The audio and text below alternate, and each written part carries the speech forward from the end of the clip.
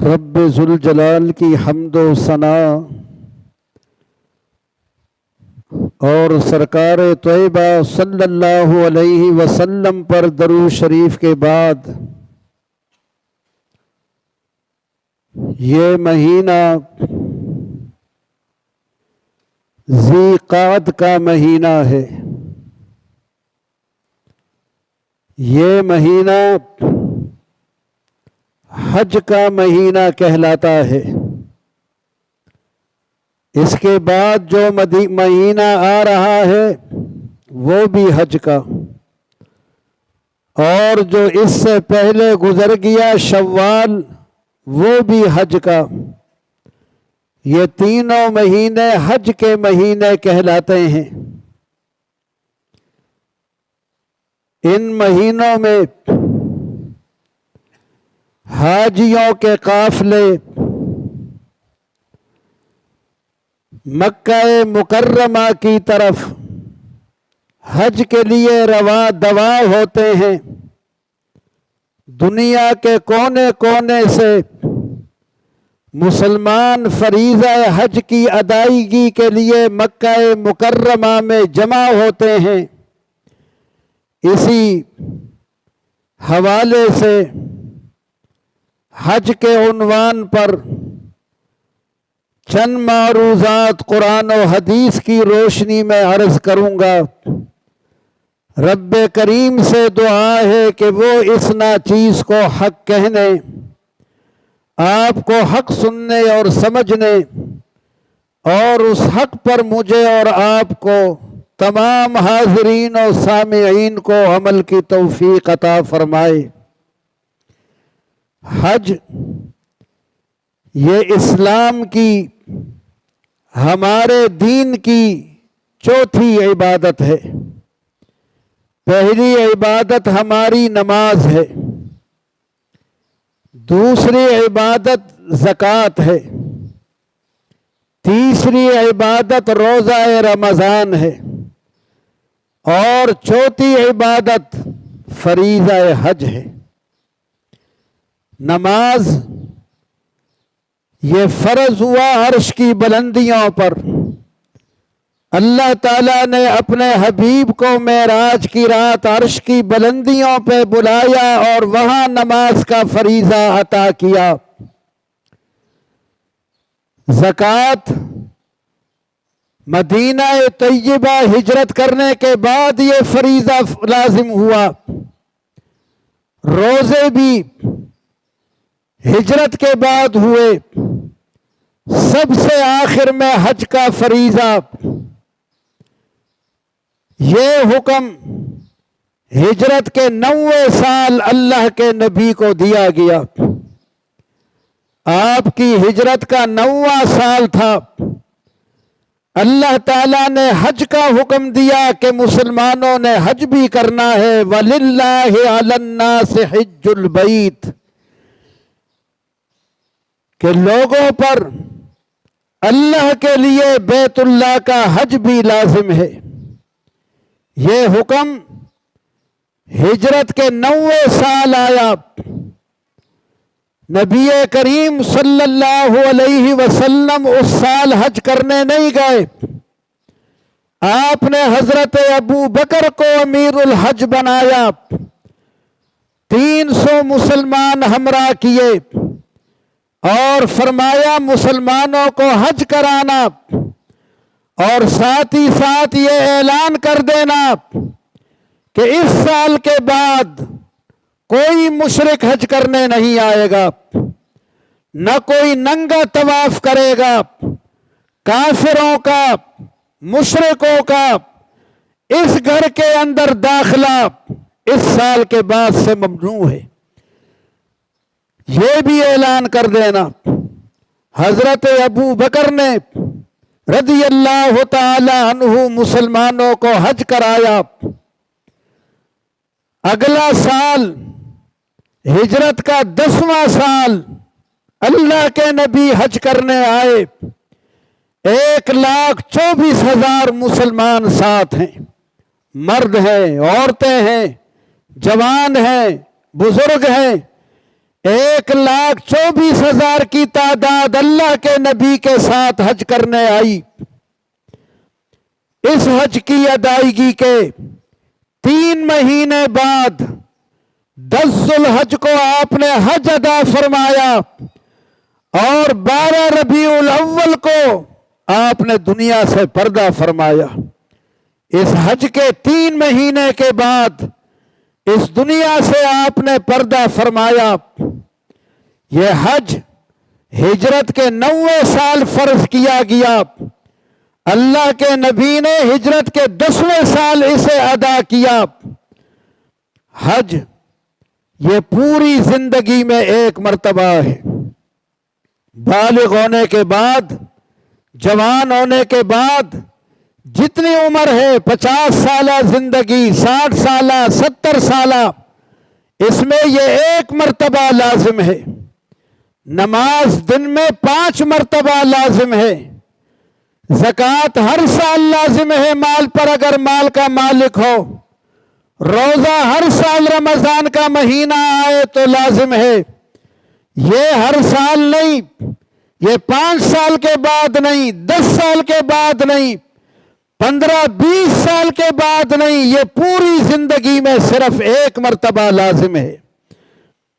نبی کریم صلی اللہ علیہ وسلم نے حج کا لوگوں کو خطبہ دیا اور فرمایا کہ یا ایھا الناس فرض علیکم الحج، لوگوں تم پر حج لازم کیا گیا ہے، فحجوا، پس تم حج کرو۔ ایک حاضرین میں سے ایک آدمی کھڑا ہوا اور اس نے کہا افی کل عام یا رسول اللہ، اللہ کے رسول کیا ہر سال حج فرض ہے؟ ایف کے مالدار لوگ، صحت مند اور تندرست لوگ کیا ہر سال حج کرنے جائیں گے کہ ہر سال حج کے لیے جائیں؟ آپ نے کوئی جواب نہیں دیا۔ اس نے پھر یہی سوال کیا، آپ خاموش رہے۔ تیسری بار پھر اس نے یہی پوچھا کہ افی کل عام یا رسول اللہ، اے اللہ کے رسول کیا ہر سال ہمیں حج کرنا ہے؟ ہر سال ہمیں ایف سے مکہ مکرمہ جانا ہے؟ آپ نے جواب میں فرمایا لو قلت نعم لوجبت، فرمایا اگر تیرے اس سوال کے جواب میں ہاں کہہ دوں کہ ہاں حج ہر سال فرض ہے تو ہر سال فرض ہو جائے گا، لیکن تم ہر سال حج کے لیے جا سکتے ہو؟ طاقت ہے، ہمت ہے کہ ہر سال حج کے لیے جاؤ؟ فرمایا جتنی بات کا میں حکم دوں اور جتنی بات سے میں منع کروں اس کو سمجھ لو، مزید سوالات نہ کرنا، اس لیے کہ پیغمبر میں ہوں، تشریح اور تفصیل میرا کام ہے۔ اگر کسی مسئلے کی تشریح اور تفصیل کی حاجت ہوگی تو تمہارے سوال کیے بغیر محمد تشریح کرے گا صلی اللہ علیہ وسلم۔ تمہیں سوال کی حاجت نہیں ہے، جتنا میں کہوں، جو حکم دوں اس پہ عمل کرو اور جس سے میں روکوں اس سے باز آ جاؤ۔ حج پوری زندگی میں یہ ایک مرتبہ ہے، اور حج یہ ہر جگہ ادا نہیں ہوتا۔ نماز تو ہر جگہ ادا ہوتی ہے، مسجد میں ادا کرو، گھر میں ادا کرو، دکان میں پڑھو، دفتر میں پڑھو، سڑک پہ پڑھو، پارک میں پڑھو، جو بھی پاک اور ستھری جگہ ہے وہاں نماز کی ادائیگی ہوتی ہے۔ رمضان کا مہینہ آ جائے، جہاں بھی ہو، جس ملک کے اندر بھی ہو، روزہ رکھو۔ زکوٰۃ فرض ہو جائے، جہاں بھی ہو، جس ملک کے اندر بھی ہو، جس خطے کے اندر بھی ہو، زکوٰۃ ادا کرو۔ لیکن حج یہ مکہ مکرمہ کے علاوہ کہیں اور نہیں ہو سکتا۔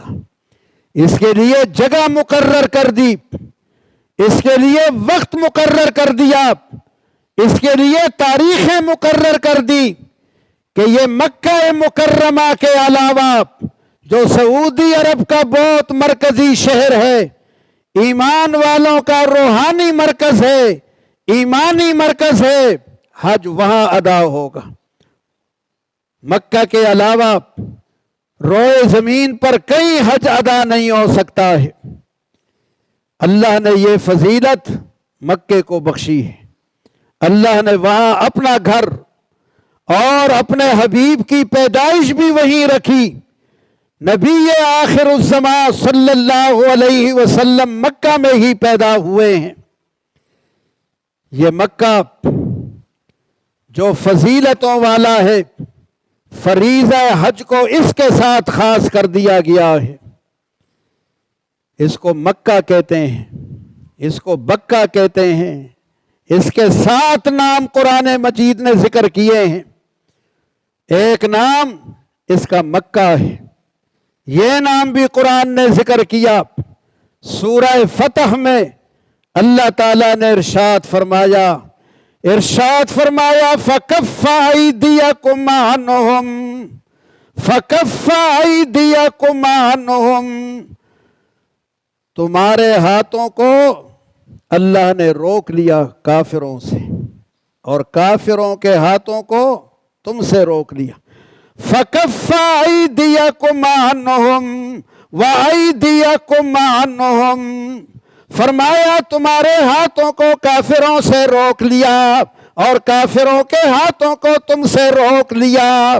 کہاں؟ بِبَطْنِ مَکَّةَ، وادی مکہ میں، بِبَطْنِ مکہ، یہ نام اللہ نے قرآن مجید میں ذکر فرمایا۔ مسلمانوں کا لشکر کافروں کا لشکر آمنے سامنے ہے، جنگ کے لیے تیار ہے، مکہ کی سرحد پر لڑائی چھڑنے والی ہے۔ اللہ تعالیٰ نے فرمایا ہم نے جنگ ہونے نہیں دی، ہم نے لڑائی چھڑنے نہیں دی، مسلمانوں کے ہاتھوں کو ہم نے کافروں سے روکا اور کافروں کے ہاتھوں کو مسلمانوں سے روکا۔ بِبَطْنِ مَکَّةَ، یہ جنگ کہاں چھڑ رہی تھی؟ یہ وادی مکہ میں، بِبَطْنِ مکہ، ایک نام اس کا مکہ ہے جہاں حج ہوتا ہے، ایک نام اس کا بکہ ہے۔ اللہ تعالیٰ نے ارشاد فرمایا ان اول بیت وضع للناس للذی ببکہ، پہلا گھر جو اللہ نے لوگوں کے لیے مقرر کیا وہ ہے جو بکہ میں ہے۔ ایک نام اس کا بکہ، ایک نام اس کا مکہ، دونوں نام قرآن مجید نے ذکر کیے ہیں۔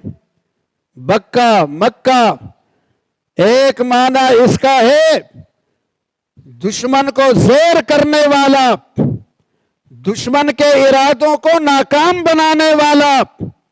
یہ وہ خطہ ہے، یہ وہ شہر ہے کہ جو اس شہر کے ساتھ برائی کا ارادہ کرتا ہے وہ کامیاب نہیں ہو پاتا، وہ اپنے ارادوں میں ناکام ہو جاتا ہے، اس لیے اس کا نام مکہ اور بکہ ہے۔ دشمن کے ارادوں کو، ان کے عزائم کو ناکام بنانے والا۔ دشمنوں نے مکے پر حملوں کی کوششیں کی، یہاں کے لوگوں کو گرفتار کرنے کی کوششیں کی، لیکن کامیاب نہیں ہو سکے، آج تک کامیاب کوئی نہیں ہو سکا۔ طبہ بادشاہ گزرا ہے، طبہ ہمیری بادشاہ، یہ روانہ ہوا دورے پر کہ اپنے مملکت کا دورہ کروں۔ اس نے ایک وزیر اپنے ساتھ لیا۔ دانا بادشاہ ایسے ہوتے ہیں، اور ہمارے بادشاہ دورہ کرتے ہیں تو بے شمار وزراء، مشیر، ان کی بیگمات سب ساتھ ساتھ ہوتے ہیں اس کے۔ قوم کا خزانہ لٹاتے رہتے ہیں، قوم کی دولت خرچ کرتے رہتے ہیں۔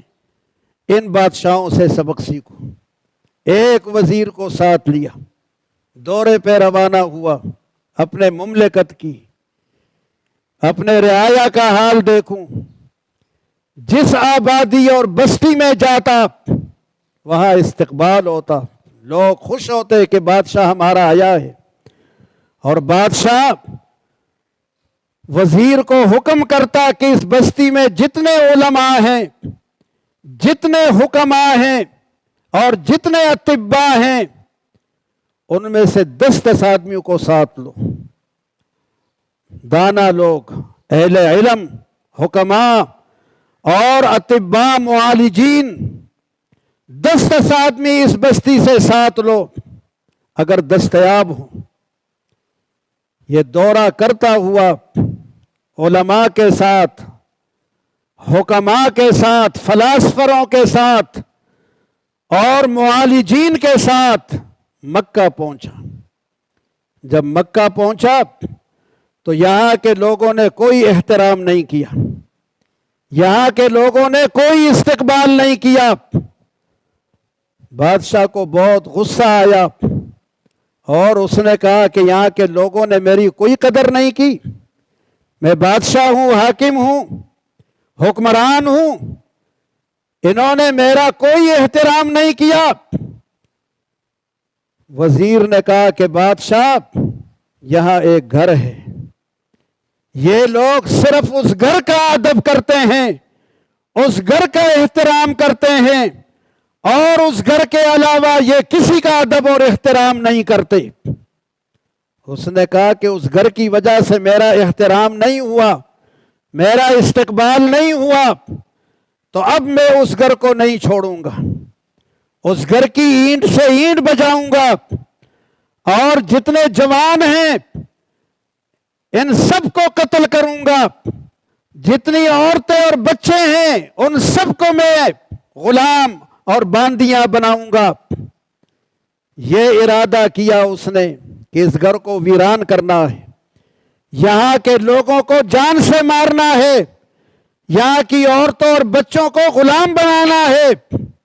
یہ ارادہ اور یہ خیال آیا، کچھ ہی دیر کے بعد سر میں درد شروع ہو گیا، اور درد اتنا شدید بڑھنے لگا کہ ناقابل برداشت ہو گیا۔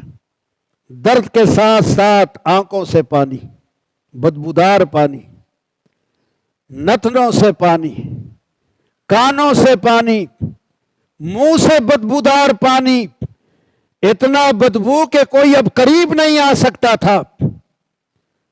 وزیر کو کہا کہ جتنے معالج میرے ساتھ آئے ہیں سب کو بلاؤ، جتنے طبیب میرے ساتھ آئے ہیں۔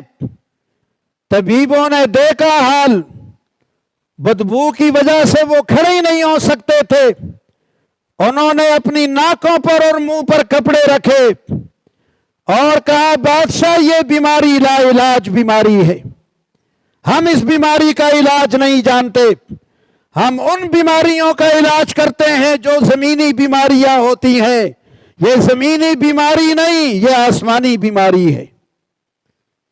طبیب نکل گئے کمرے سے، بادشاہ بدبو میں پڑا ہوا ہے، کسی لمحہ چین نہیں ہے۔ رات ہو گئی، وزیر کے پاس ایک عالم آیا اور اس عالم نے کہا کہ بادشاہ کی بیماری کا علاج میں جانتا ہوں، یہ راز کی بات ہے، یہ راز، یہ بید کسی کو بتانا نہیں، مگر بادشاہ کی بیماری کا علاج مجھے آتا ہے۔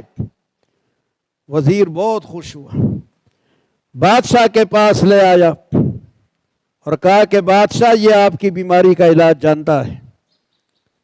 بادشاہ نے کہا کہ جلد بتاؤ، اس تکلیف سے مجھے چھٹکارا ملے، نجات ملے۔ عالم نے کہا کہ بادشاہ کیا ارادہ کیا آپ نے کہ اس گھر کو مسمار کرو گے، اس گھر کی اینٹ سے اینٹ بجاؤ گے، یہاں کے جوانوں کو قتل کرو گے، یہاں کے بچوں اور عورتوں کو غلام بناؤ گے، کیا ارادہ کیا آپ نے؟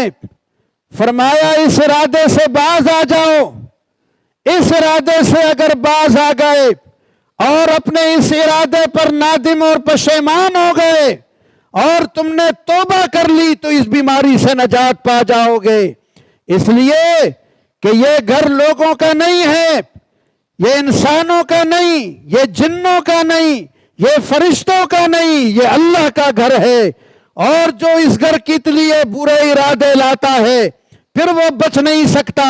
اگر بچنا چاہتے ہو تو تائب ہو جاؤ، توبہ کر لو کہ میں قطعاً اس گھر کو کوئی ضرر نہیں پہنچاؤں گا۔ بادشاہ نے کہا کہ میں تائب ہوں، میں پشیمان ہوں اپنے ارادے پر، یہ کیا خبیث ارادہ میں دل میں لے آیا اس گھر کو برباد کرنے کا، میں اپنے اس ارادے پر نادم ہوں، میں اپنے اس عزم پر پشیمان ہوں، اور میں اس گھر کے رب سے وعدہ کرتا ہوں اگر مجھے صحت ہو جائے تو میں اس گھر پر ایک غلاف نہیں 7 غلاف چڑھاؤں گا، 7 غلافیں اس گھر پہ چڑھاؤں گا، اور یہاں کے تمام لوگوں کو مال و دولت سے مالا مال کروں گا۔ یہ کہنا تھا، توبہ کرنی تھی کہ درد آہستہ آہستہ کم ہونا شروع ہو گیا۔ دوائیوں سے بھی درد کم ہوتا ہے، ایک دوا یہ بھی ہے، ایک مادی دوائیں ہیں، گولیاں ہیں، کیپسول ہیں، انجیکشن ہیں، شربتیں ہیں، ڈرپیں ہیں، اس سے بھی تکلیفیں اور دردوں میں کمی آتی ہے۔ یہ بھی علاج ہے، اس علاج کو بھی آزمایا کرو، یہ علاج بھی کیا کرو۔ بادشاہ نے کہا میں شفا یاب ہو گیا، اس گھر کو 7 غلاف چڑھاؤں گا۔